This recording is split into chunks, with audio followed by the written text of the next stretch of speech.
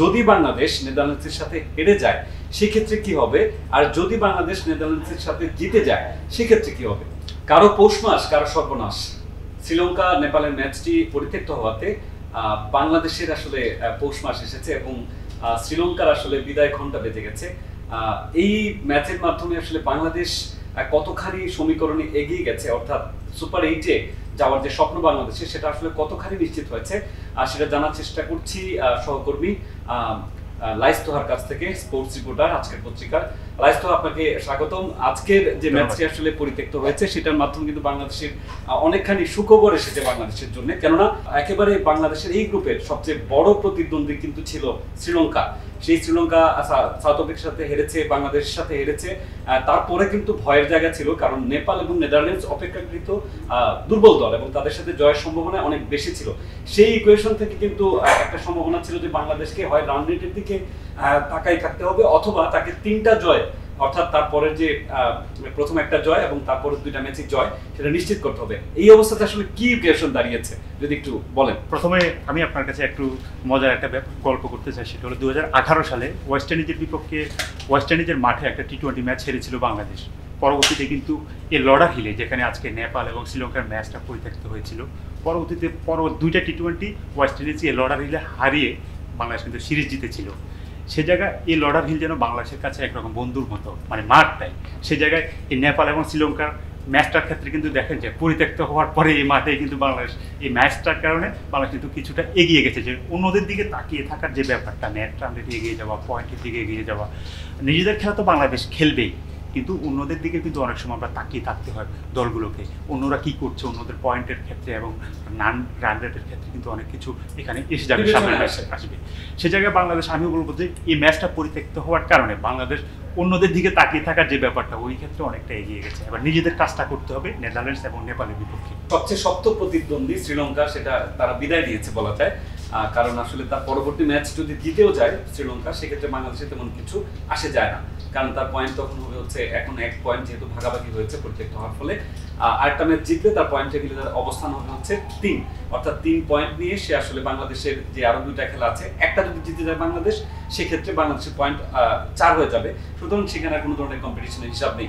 কিন্তু এখন কিন্তু আরেকটা নতুন প্রতিদ্বন্দ্বী বলা যায় সেটা এসেছে, এবং বলা চলে যে খুব একটা নাম ডাক না থাকলেও গত বিশ্বকাপে কিন্তু আমরা দেখেছি নেদারল্যান্ডস এখন কিন্তু বাংলাদেশের সুপার 8-এ ওঠার প্রথম একেবারে প্রধান বাধা।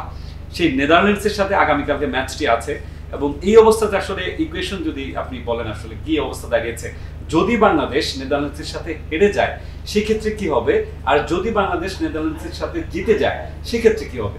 টি-20 ক্রিকেটে যেটা তুহিন কান্তি দাস আবারও আপনাকে একটু স্মরণ করে দিতে হয়, ছোট বড় দল বলতে আসলে কিছু নেই। সেটা আমরা কিন্তু এই বিশ্বকাপে দেখেছি, যেখানে যুক্তরাষ্ট্রের মতো দল, যারা র্যাঙ্কিংয়ের 18-19 নম্বরে রয়েছিল যে বিশ্বকাপের শুরুতে, এখন 18 নম্বরে এসেছে তারা, কিন্তু তারা কিন্তু পাকিস্তানের মতো দলকে হারিয়ে দিয়েছে।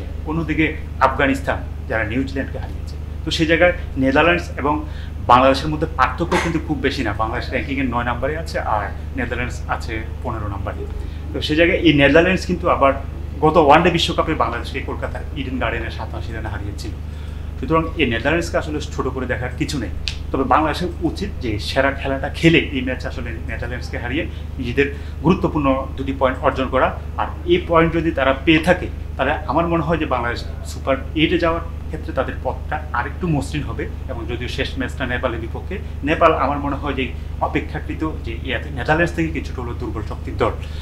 তো এই জায়গায় আমার মনে হয় বাংলাদেশ যদি হেরে যায় আবার যদি নেদারল্যান্ডসের বিপক্ষে, সেক্ষেত্রে নেদারল্যান্ডসের একটা চান্স তৈরি হবে। এবং তারা সর্বশেষ মনে হয় শ্রীলঙ্কার বিপক্ষে তাদের একটা ম্যাচ আছে, সেখানে কিন্তু শ্রীলঙ্কাকে যদি তারা হারিয়ে দেয়, তখন কিন্তু ম্যাচের কিন্তু অন্যরকম কোনো আবার, বা শ্রীলঙ্কার বিপক্ষে তাদের ম্যাচটা যদি বৃষ্টির কারণে পরিত্যক্ত হয়, তখন কিন্তু পয়েন্ট ভাগাভাগি হলে কিন্তু বাংলাদেশের জন্য একটা রিস্কি বা একটা ঝুঁকি তৈরি হবে। অনেকগুলো যদি কিন্তু অথবা মাঝখানে দাঁড়িয়ে আছে বাংলাদেশ দল।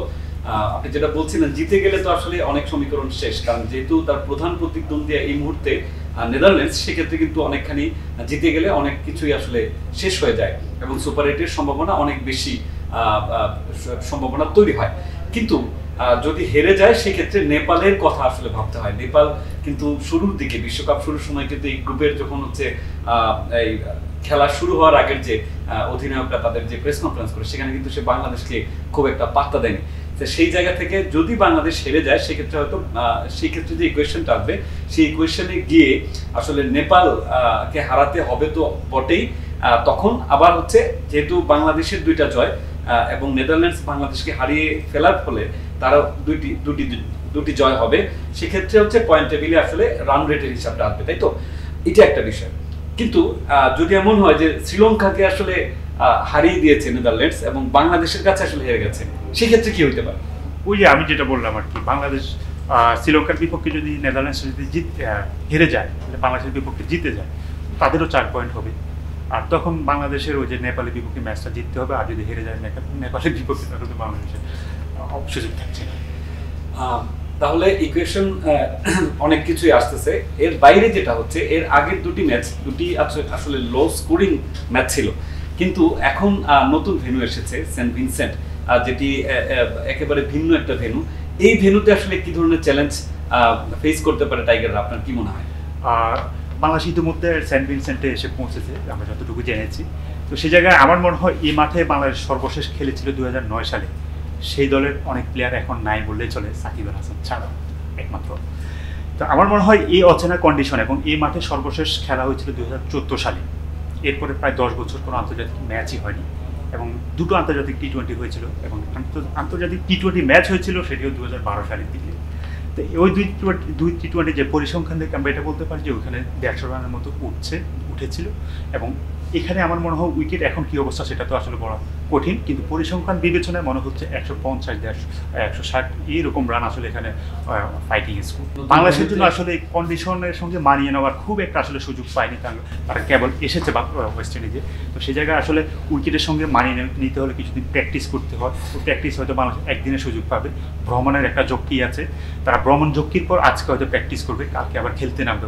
কন্ডিশনের সঙ্গে মানিয়ে নেওয়া এবং আবহাওয়ার সঙ্গে মানিয়ে নিয়ে যে ক্রিকেট ভালো ক্রিকেটটা খেলতে হবে, সেটার হয়তো খুব বেশি আসলে তারা সুযোগ পাচ্ছে না ওই প্রস্তুতির জন্য, কন্ডিশনের সঙ্গে মানিয়ে নেওয়ার। ঠিক একই ক্ষেত্রে আমি বলবো যে একই চ্যালেঞ্জ কিন্তু নেদারল্যান্ডসের বিপক্ষের জন্য আছে। নেদারল্যান্ডস কিন্তু এই মাঠে কখনো খেলেনি ক্রিকেট, সে জায়গায় বাংলাদেশের তো কিছু হলো এক্সপিরিয়েন্স আছে। সকল সমীকরণ ইকুয়েশনের বাইরে যে বাংলাদেশের যে দলটি এখন খেলছে সেই দলটি কিন্তু দীর্ঘদিন ধরে এক ধরনের ধ্বজভঙ্গ অবস্থার মধ্যে দিয়ে যাচ্ছিল।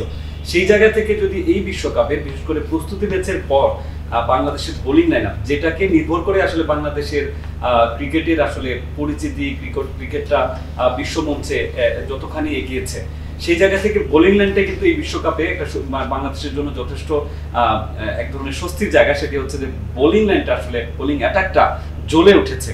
সেই জায়গায় আসলে সেন্ট ভিনসেন্টে যদি বাংলাদেশের ব্যাটিং লাইন, বিশেষ করে টপ অর্ডার যদি আসলে জ্বলে ওঠে, সেই ক্ষেত্রে হয়তো বাংলাদেশের সুপার হিট নিশ্চিত, এবং তার চেয়ে বড় কোনো সম্ভাবনা তৈরি হবে। পরবর্তীতে বাংলাদেশ দলের আসলে কি অবস্থা হবে এবং সামগ্রিকভাবে বাংলাদেশ দল আসলে কতদূর যাবে, সেই সম্ভাবনা মাথায় রেখে, এবং অবশ্যই আগামীকালকের ম্যাচে প্রধান প্রতিদ্বন্দ্বী যে সেই নেদারল্যান্ডসকে বাংলাদেশ দল হারাবে এবং হারিয়ে সেই সুপার হিট নিশ্চিত করবে, সেই নিশ্চিত করার পর আবারও আপনাদের সাথে দেখা হবে, আবারও বাংলাদেশ দলকে নিয়ে আলোচনা সমালোচনা কাটাছেঁড়া হবে। সবাইকে ধন্যবাদ।